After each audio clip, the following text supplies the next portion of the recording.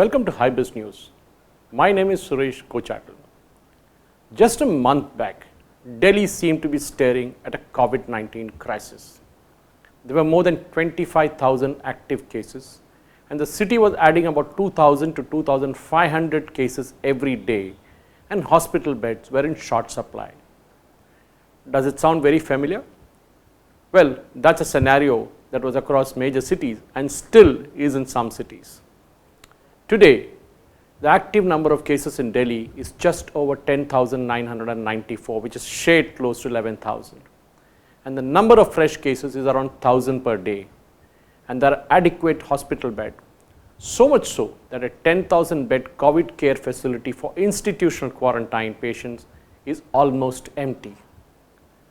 Whether Delhi has flattened the COVID curve for good, only time will tell. But there is no longer a crisis-like situation. How has this turnaround happened? It is worth recalling that in mid-June, the Union government, led by Union Home Minister Amit Shah, stepped into the picture. This happened after the Supreme Court said that it was not happy with what was happening in Delhi. Days earlier, the Deputy Chief Minister of Delhi, Manish Sisodia, had projected a bleak days ahead. He said that the number of confirmed cases in Delhi would go up to 5.5 lakh by end of July. And we are almost there, but it's no longer what Mr. Sisodia wanted the numbers to be.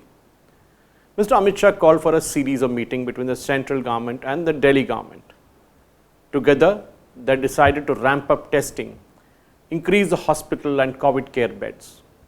Mr. Shah visited the Delhi government-run LNJP hospital and ordered the installation of CCTV cameras as there were widespread complaints from patients.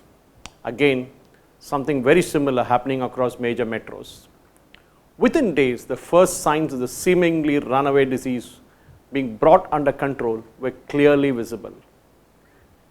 Delhi reported just about 613 new cases of COVID-19 on Monday, its lowest single-day tally in nearly 2 months.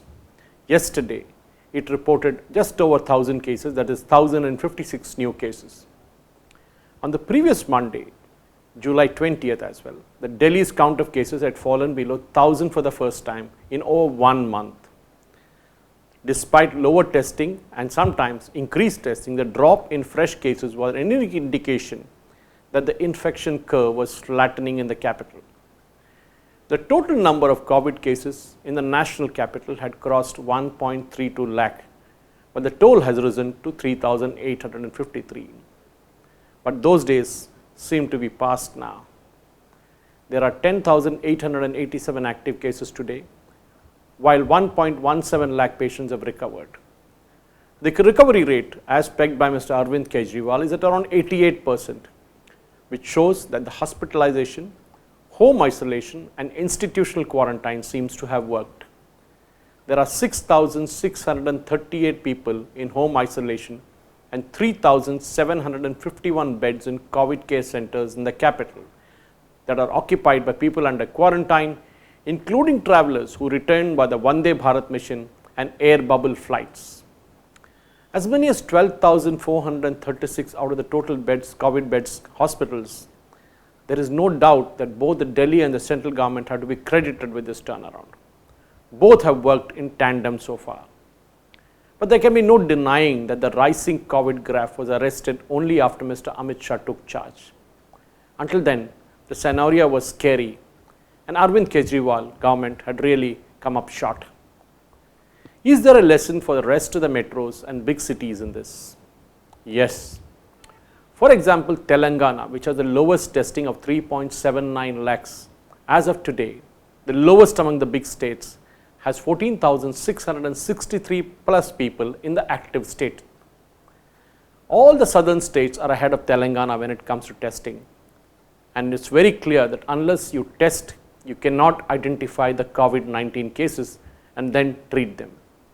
It is but natural that the number of cases will rise exponentially when the tests are more, as it happened in the case of Andhra Pradesh yesterday.